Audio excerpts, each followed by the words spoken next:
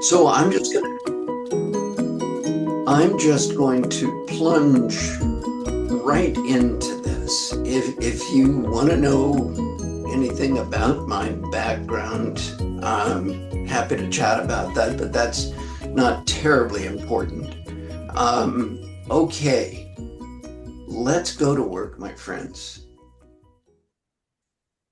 Okay, can you see the PowerPoint? Yeah. No, you cannot, because after we tested it, we agreed to turn it off. Thank you.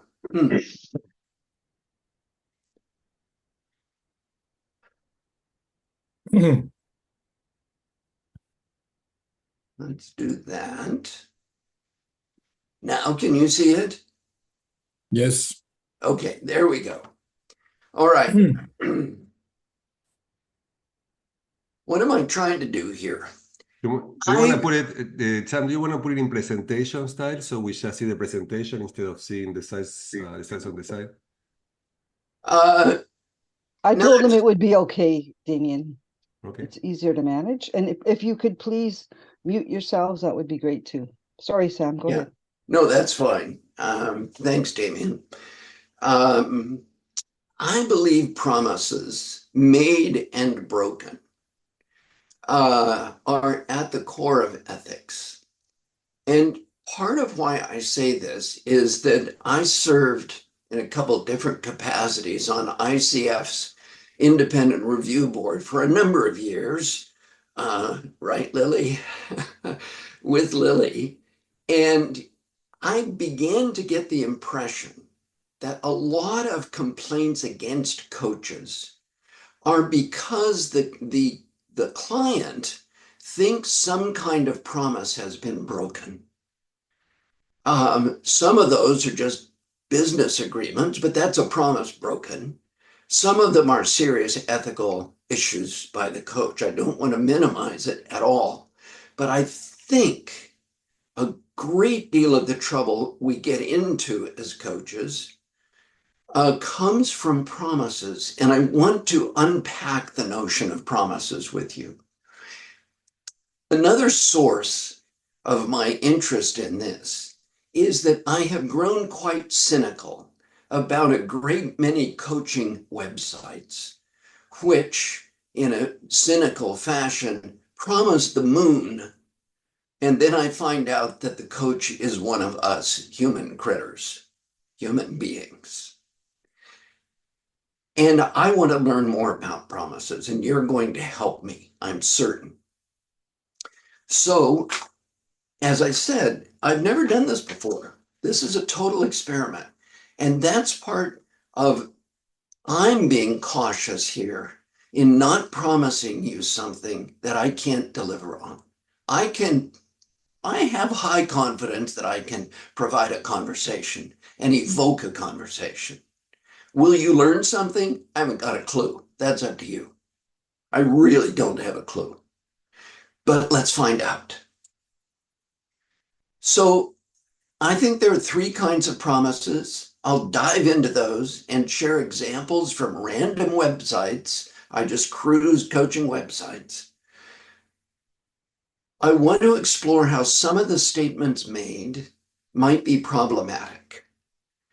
I will say when I share those, if you are on You Who Wrote the Statement, which I've tried to anonymize, made that statement, I apologize in advance and I will happily meet with you privately, but I don't want to talk about that now.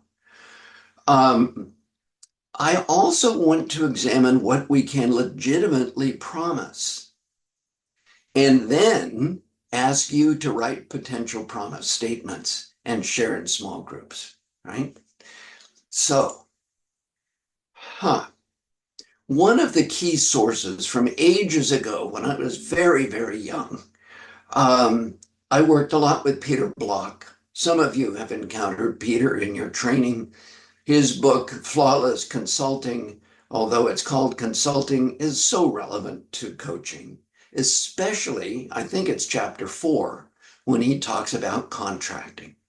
And Peter makes the point that says a contract is really a set of promises And he asked both parties, the consultant or coach and the client, to look at each other and say, what am I promising to you? And what do I need from you? And likewise for the client to say to the consultant or coach, what am I promising to you? Sometimes we forget, we call it a 50-50 relationship. Well, that means the client is making promises too. And for the client to say, as much as they're conscious of it, here's what I need from you. 50-50 deal. And this was a fascinating thing to work face to face with 100 people with Peter. Then he would turn and say, what are the consequences I am willing to offer you if I break my promise? Man, that really gets my attention. And it is, Peter's still with us, still causing trouble. And he insists that promises are more powerful in a relational setting than the word contract. I, as a human being, am making a promise to my clients. I just wonder, just briefly, a few comments. How does that strike you as perhaps you hear it for the first time? This notion, I'm making you a promise rather than we have a contract. Any responses to that?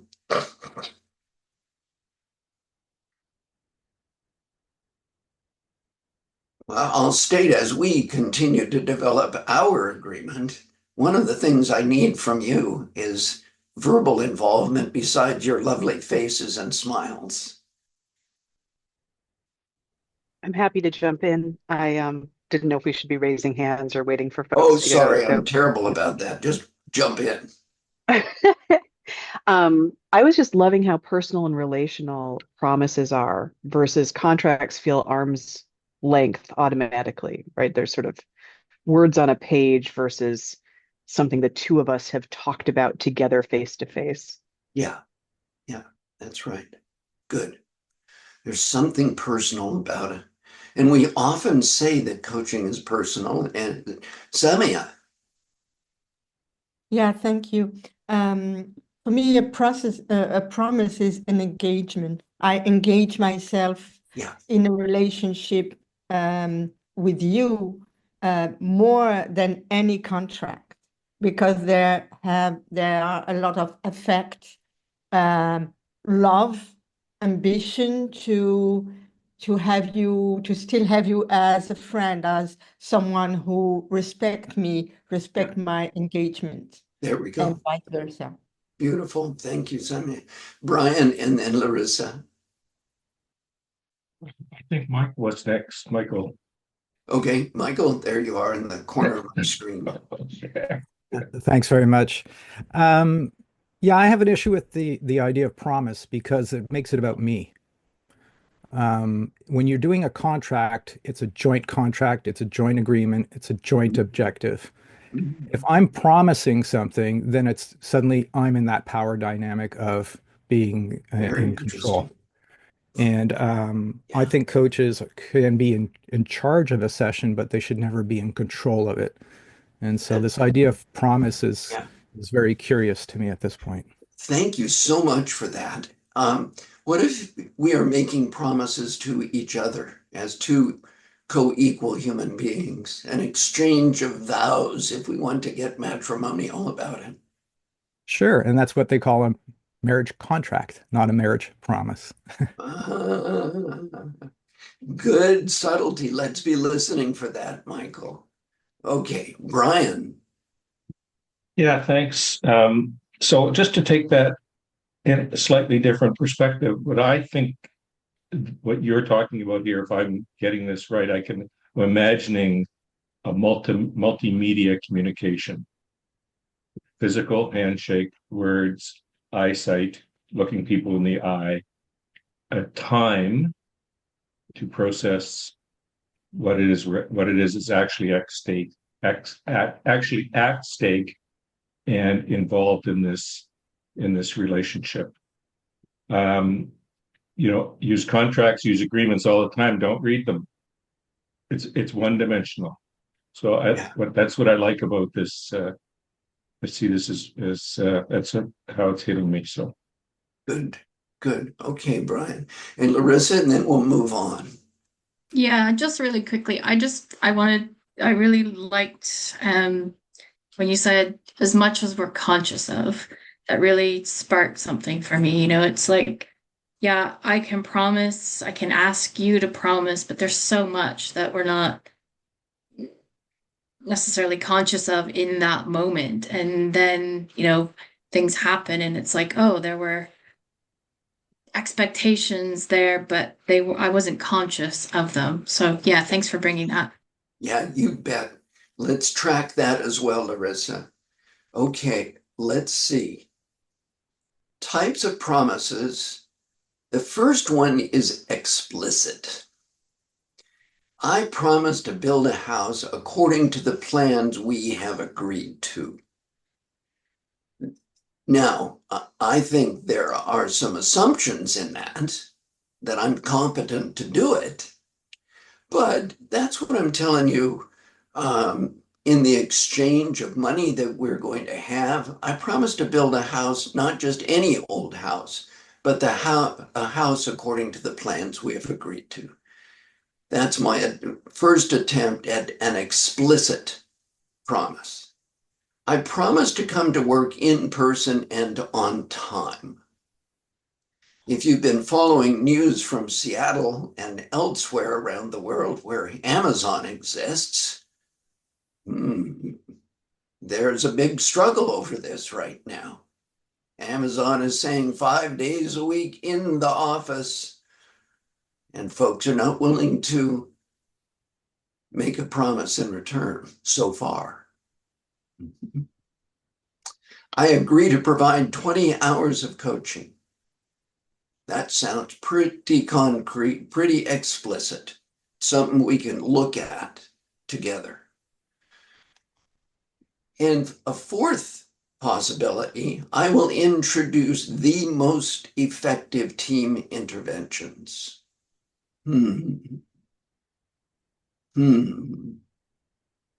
Really? Okay, next kind of intervention, of promise. Implicit. I'm an MCC.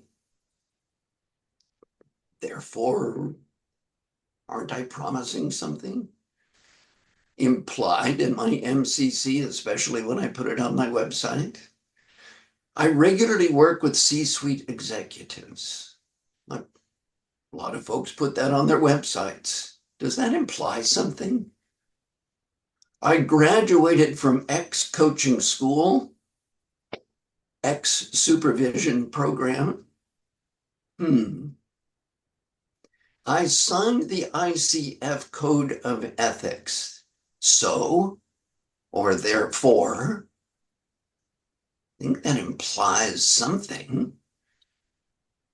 My website says I do transformational coaching. So, isn't there an implication in those statements?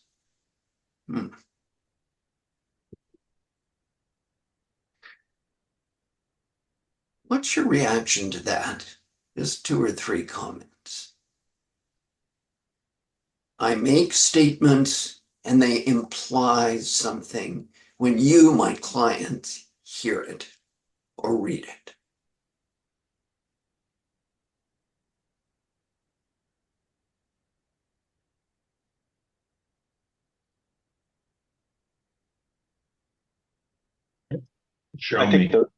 I think they're subject to a whole range of interpretation based on wants and needs and challenges that the client or the sponsors of the client might have.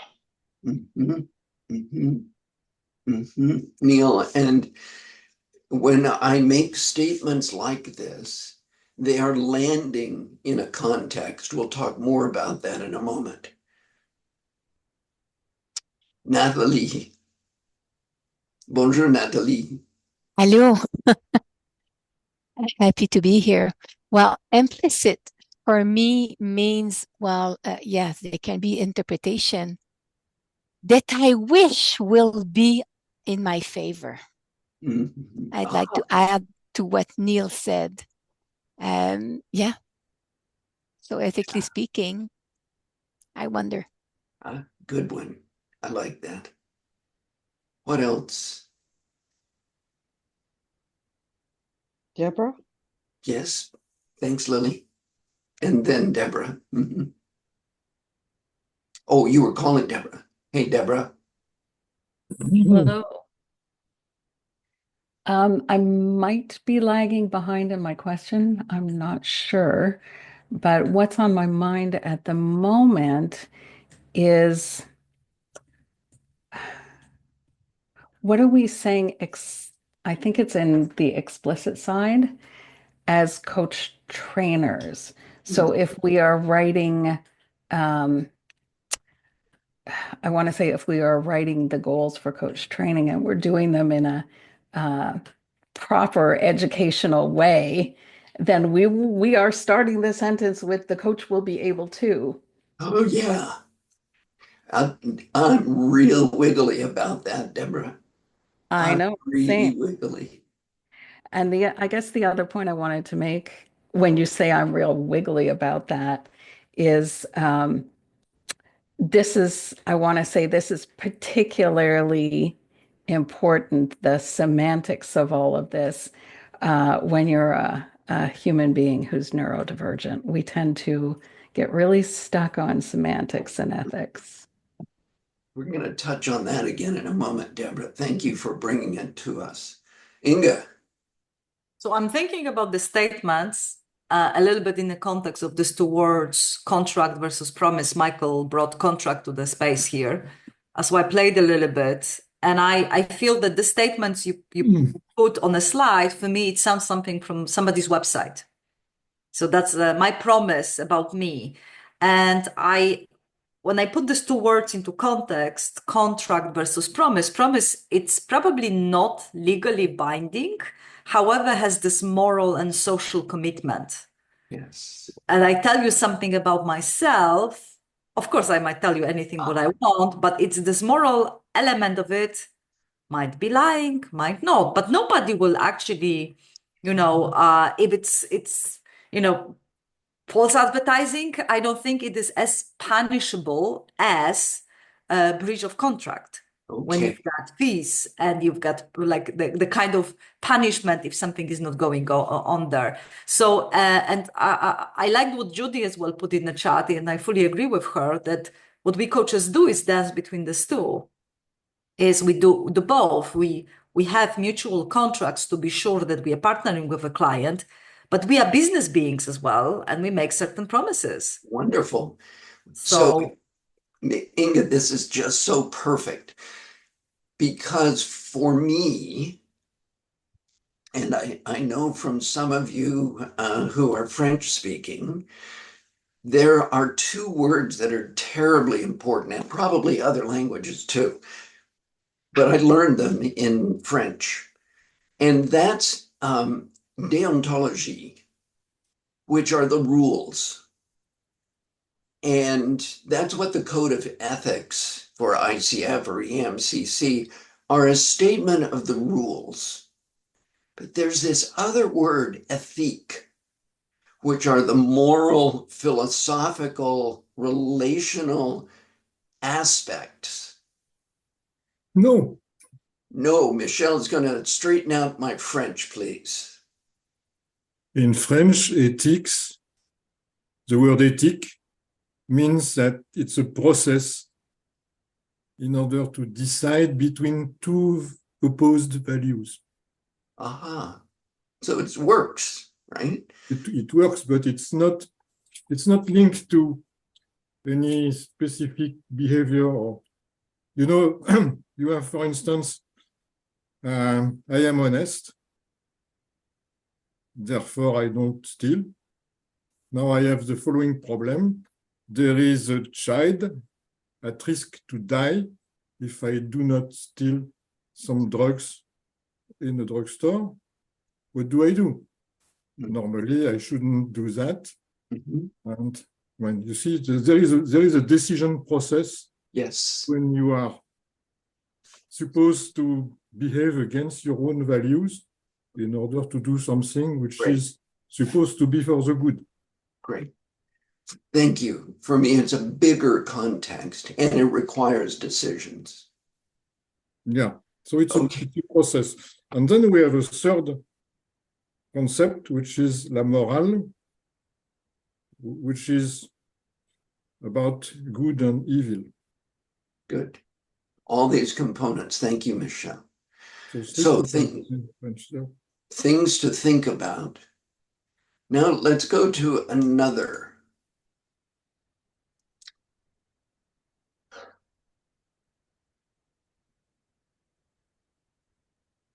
Yeah. I think that there is another kind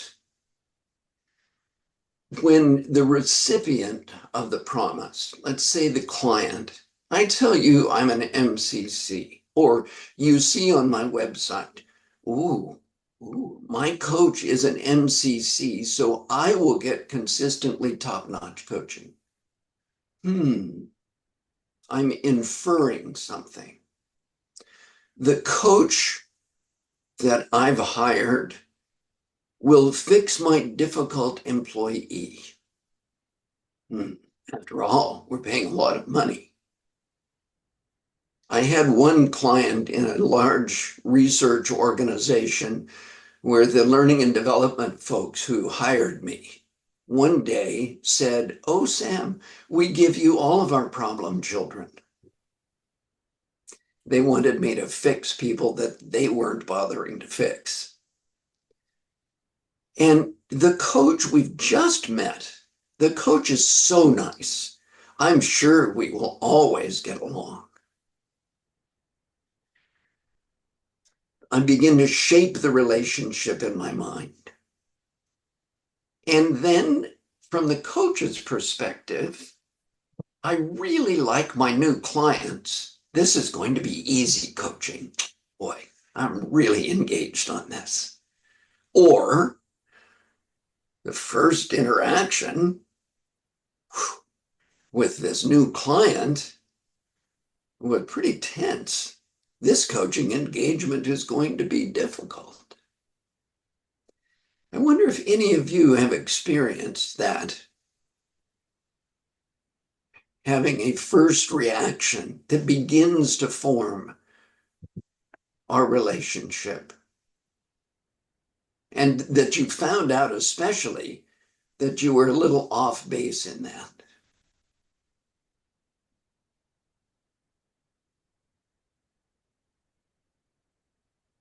Yes, Linda. Sam, for me, these all sound like assumptions. So I guess I'm getting a little lost going from a promise to an assumption or an inference. So, well, let's see if I can make it clearer. Thank you for that, Linda. These are the kinds we often use, well, often is probably an overstatement. Sometimes we use the word psychological contract. That's the link that I'm making. That I infer things about my client or my coach that really shape my interactions, almost as if we made an agreement about it. But it's an agreement that I've made, but I never told you about it. Someone made a comment earlier that I thought was related to this. I don't remember who it was. Does that help, Linda? yes and no. Good. Yeah. So I'll just hang on to that for a while and follow. Yeah. Back to my experience on the IRB. Some of the complaints I heard seemed to be framed around the thought that the client had in their mind an agreement that the coach would do certain things or provide certain things. And that didn't happen in the way that the client thought it would be. And they saw that as a breach of the contract. That's what I'm trying to get at here. And one last quick example. I realize this may be a little bit muddy. Like I said, I haven't done this before. So you're helping me shape it. There's a book from quite a few years ago called How Doctors Think. Research done by a physician who concluded that he said pretty consistently, we can challenge that maybe, but I haven't seen the actual data. He said that when doctors meet a new patient, within 10-ish seconds, they form an opinion, maybe unconsciously, about that patient, and that opinion influences their diagnosis and treatment.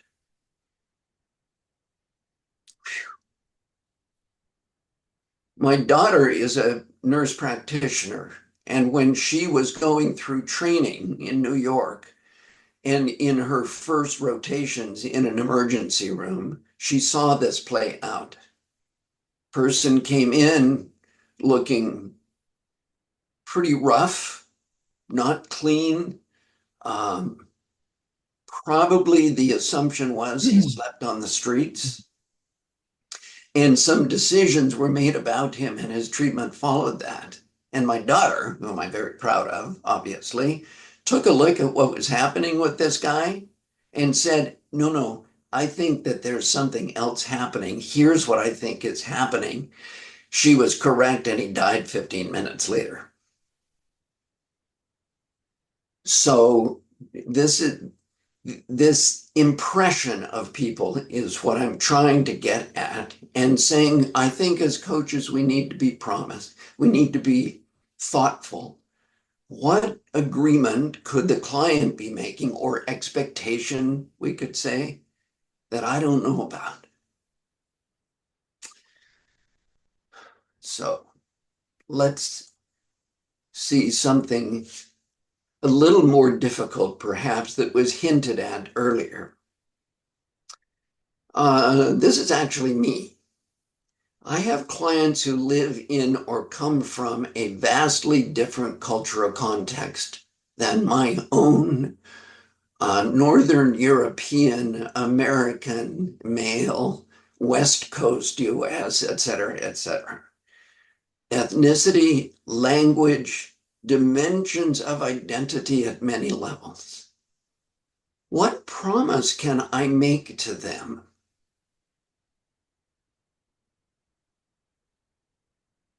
And how much are my assumptions, conscious and unconscious, affected by our differences? And on the other side of it, on our presumed similarities. I'm building a relationship with this human being. And I think it influences at least the implicit promises that I make. We could spend several hours or days in a dialogue about this point, but I just want to get the conversation started. How do I make a meaningful, legitimate, mutual agreement? I'm going to say that's a synonym for promise, back and forth.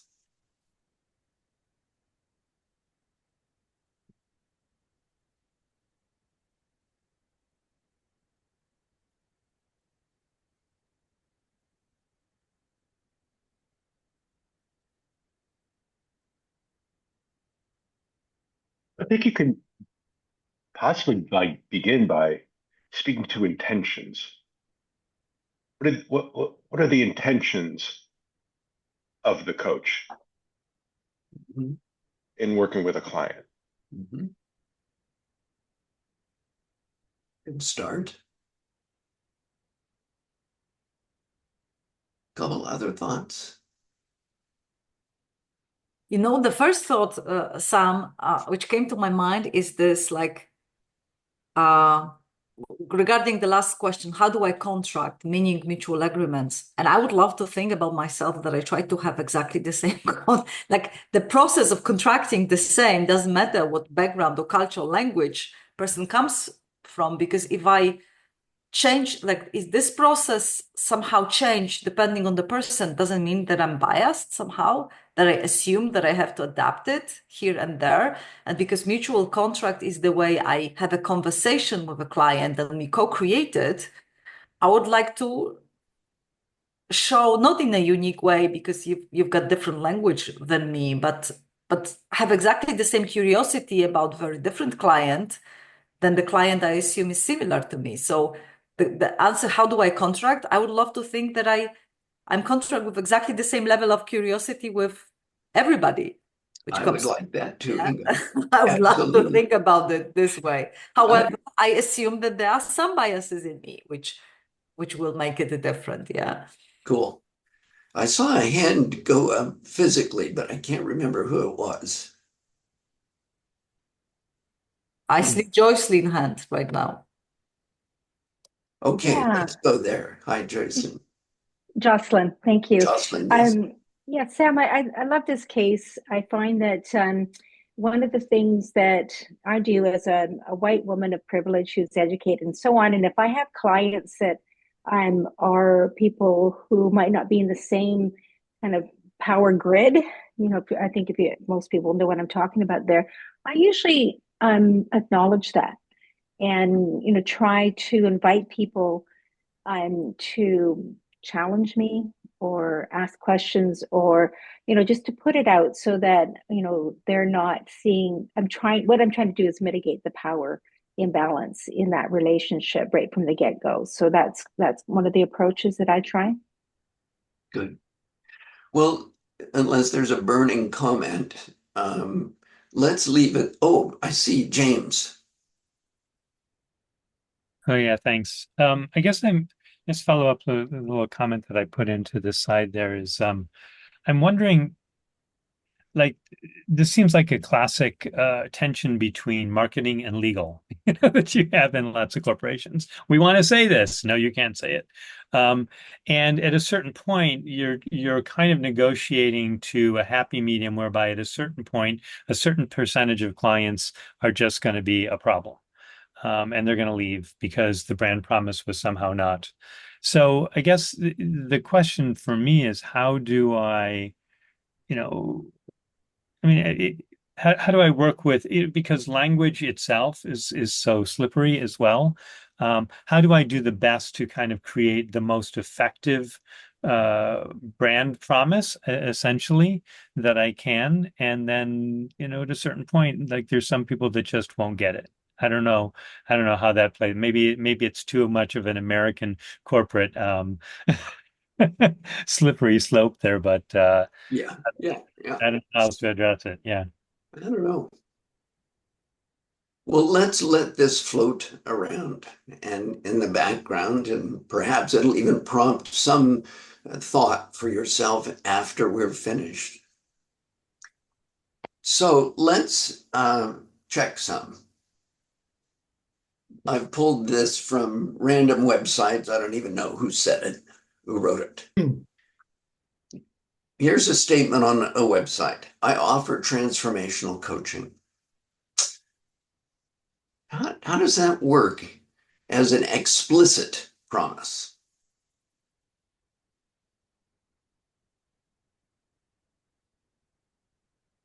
And what is implied by it? Please, who spoke? Yes, I, Teresa. Teresa. My first comment here, if I am a client, I will say, what is transformational coaching? What it means, right? So we sit down and I explain that to you. Okay. But as well, it's like very intangible. So it's like it's something in the air, but it's not tangible, right? Yeah, very good. Michelle? Well, in France, again, a special country, it's against the law to sell something which is not perfectly described.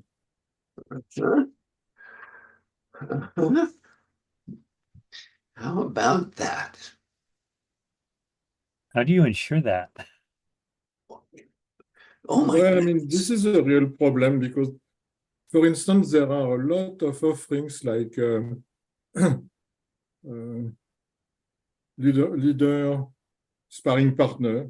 There are people selling, well, what I offer is leader sparring partner or even executive supervision, but it's not described, so it's normally against the law, and it could be suited. Okay, let's try another one.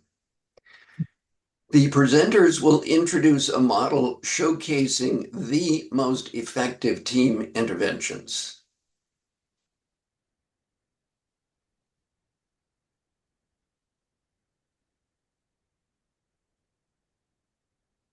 How's that doing?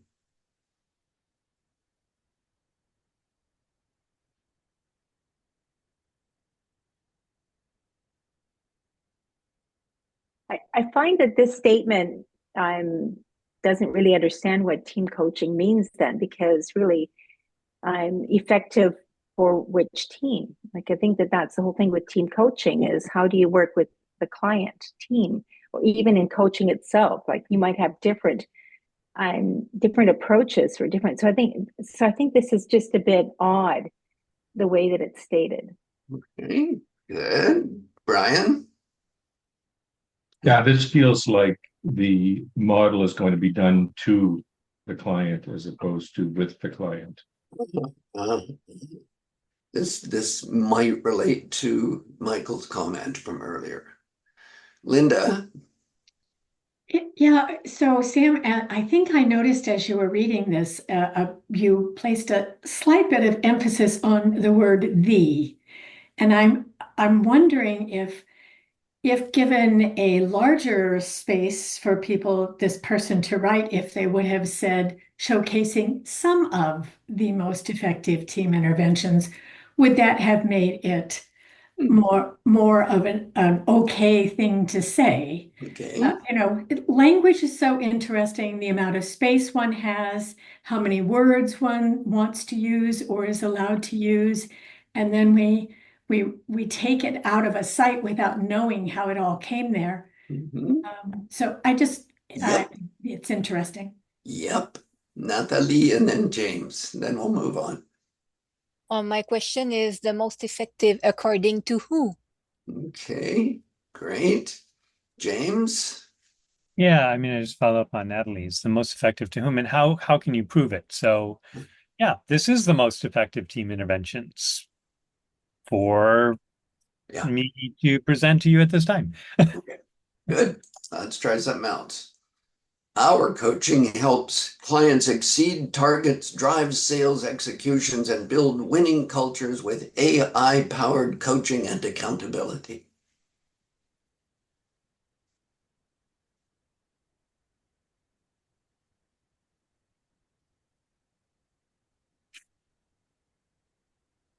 This is the same, sorry, one more time. This is the same promises as our politicians bring to us, right? It sounds like, yeah. Well, that's a very sensitive topic where I live. Yeah, I know, but it's like, yes, saying something like this. I promise you to, but when and how? Great. Thanks, Teresa. Larissa. Yeah, I guess what's coming to mind for me right now is just, I mean, there's one thing about being intentionally, I don't know, manipulative is the word that's coming to mind, but, playing with semantics, etc. But what's coming to mind for me right now is just the role of awareness in coaches and the coaching profession, because I think going back to your previous slide about the most effective team coaching intervention or some of these transformational, there are a lot of coaches that I think honestly believe that. So that piece of awareness of that's what I'm sitting with right now. Yeah. Okay. We create safe, nurturing, and powerful space for our clients.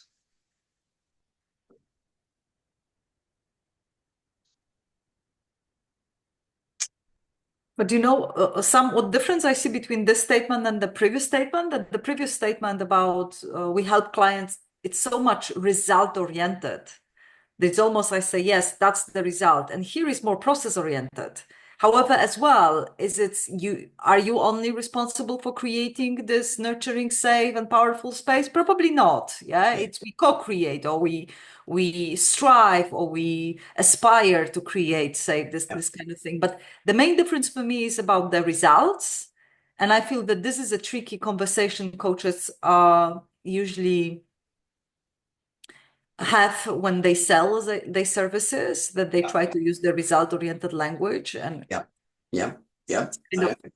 as well, we can it comes to me between moral, that's what I promise. Is it moral to promise even these things, and or ethical to promise these things? And the second is, what do I write in contract? Will I write that in contract, that I guarantee you that you get this?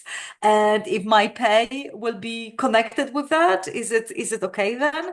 I don't know. But here it's more about the process, how I want to show up with you and work with you. So that's the main difference to me. Okay, time is absolutely flying. I think we've already touched on this, so I'm not going to invite conversations, but you can get the slides and think about this by yourself or in your various groups. To examine, we need a process, I think, for examining promises. In this one, I chose transformational coaching. How can I guarantee it? What's the role of the client, et cetera, et cetera. Okay. Just quickly, here are some other statements. I bring an impressive set of skill to my work as executive coach and facilitator based on remarkable life experience, excellent professional training, and proven success with clients. Is that a promise?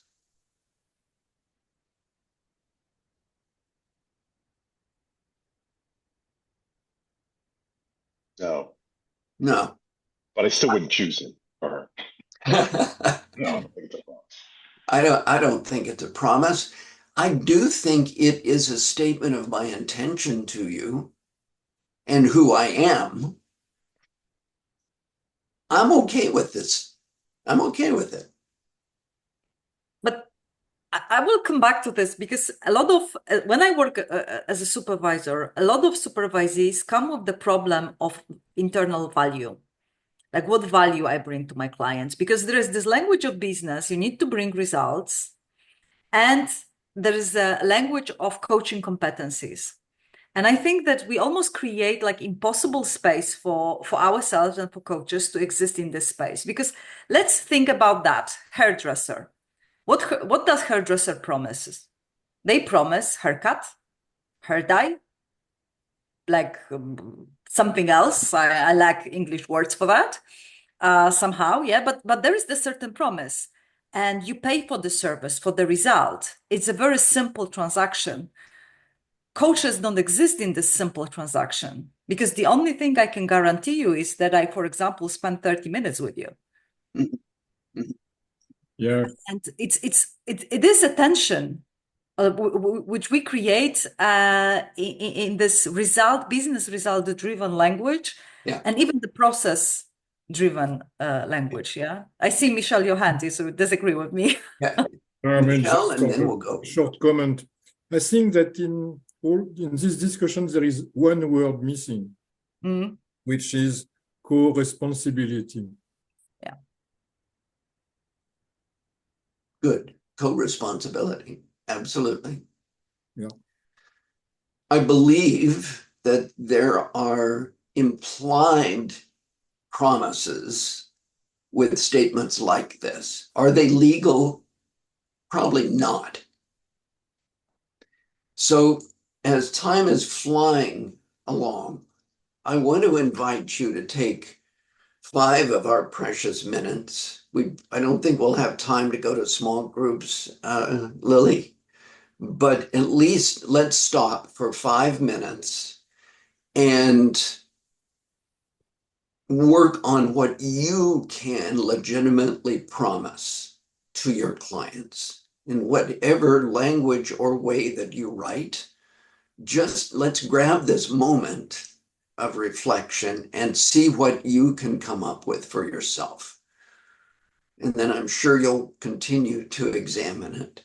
What can I legitimately promise? What might be implied to the client just because of who I am? That's a whole nother conversation in the diversity, equity, inclusion conversation. Because of who I am, that implies something potentially. What should I pay attention to as I make promises to my clients? Let's take 5 minutes and then we'll take a few comments and Lillian, go back to you. Okay, 5 minutes. I'll turn off my mic.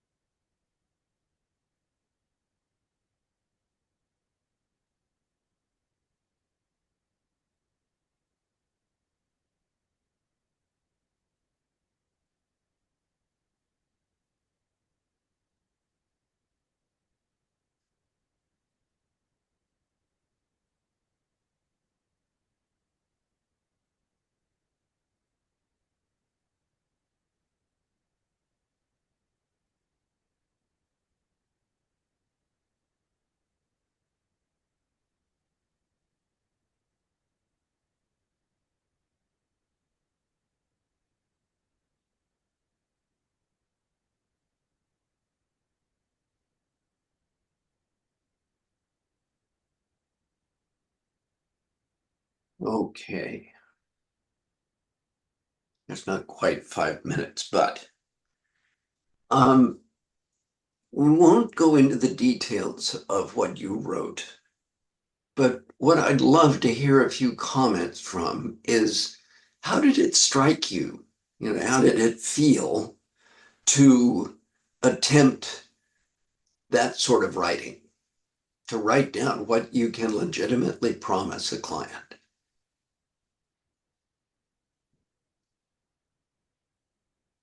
What was that like?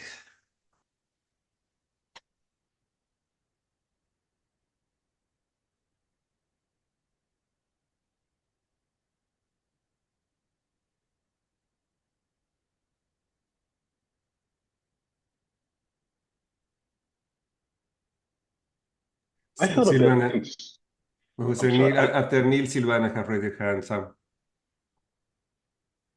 Neil, go ahead. I felt a bit constrained. Constrained. Yeah, constrained to know what was, after this conversation, appropriately within bounds. The time I can make available, the opportunity in the relationship, the intention of the work. That's about it for me. Good. What else? What was it like trying to do this? And hands are up. Silvana. Hello. Hello. It was interesting. It brings us back always to the difference between what we state or what we say and what we mean, okay?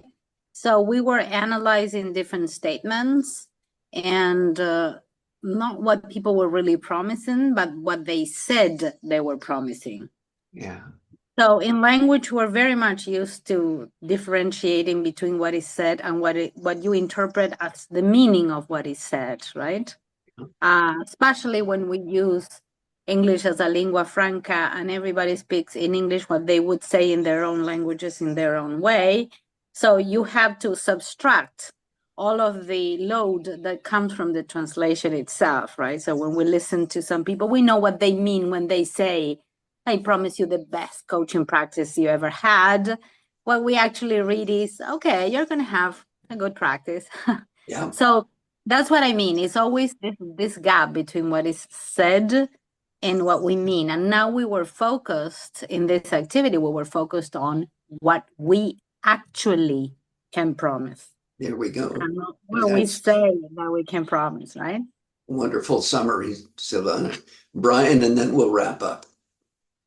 Yeah, thank you for that. So, yeah, what struck me was in the very last question, what should I pay attention to?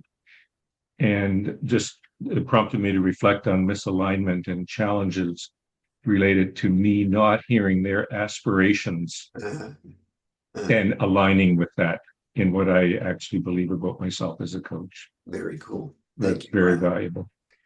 Well, thank you all very much for your rich involvement. Even if you didn't say a word, I'm looking around the screen and I believe you were here, and thank you for that. Thank you for your presence. Lily, back to you. Yeah, well, we are going to be closing. Thanking you, Sam, for your participation. I think that personally, this is one of my favorite sessions in the whole year. And I think it helps us to reflect and bring something that we bring with us. I think that awareness and consciousness about our promises, I think, is going to stay, at least for me. So thank you for that space. And do we have any new members? Is anybody coming here for first time today? So we want to welcome our new members. So Richard, Freddy, anybody else is joining us today for first time? So we want to be sure that Silvana, we want to be sure we welcome all of our new members. We always meet the third Monday of the month at the same time, 8 a.m. Pacific Standard Time. And next month, we're going to have Reggie, Lily coming to do a session on what topic is he going to cover? Oops, I can't remember what the topic was, but it should be a rich, provocative conversation. I think it's something about silence, working with silence, and it's also going to be a reflective space. So we hope you can make it. And we're talking to Lily also about having a space to discuss the new ICF supervision competencies. So we want to create a space in this community to do that too. We are also starting to think about the conferences next year. There is going to be a virtual conference like in April, but we're also thinking about having a session in person next to Converge, the ICF conference. I think this is going to be announced in a couple of weeks, going to be in October next year. So we will have one day in person too. So for people who are thinking about coming to Converge, remember to plan to come one day earlier so we can get all together and do some work on the day before. Lily, do we have any other announcements? Just very quickly about the book club that is taking place next Monday, the 28th. And our keynote speaker is Clan Norman with Coachability, her new books. So if you go on the American Coaching Supervision Network website, you will see the flyer. Thank you. Thanks, Jean-El dear. Yeah, so November 18th is our next session, same time, same room. Hope to see you there. Coach Reggie will be here to lead the session. Thank you, Sam, for the provocative session. It's all about semantics and context and our intentions, isn't it? Yeah. And our interpretation of. And I did the words that come to my mind are words create worlds. So how do we present things is really important. Thanks, Lily, everyone. Lily, before we go, Larissa maybe want to make an announcement also for her special group. Larissa, do you want to invite people to Larissa, your next meeting? Yes, thank you. Sure. So on November, excuse me, I think it's the 12th. You put me on the spot now, Damien. Is it the 12th or the? Yeah, it's November 12th. In the newsletter, we'll have the links for the Team Coaching Supervision Community of Practice. So please come along to that if you have time. And Damien will be doing a demo as well, so it should be good. Thanks, everyone. Going to be a discussion of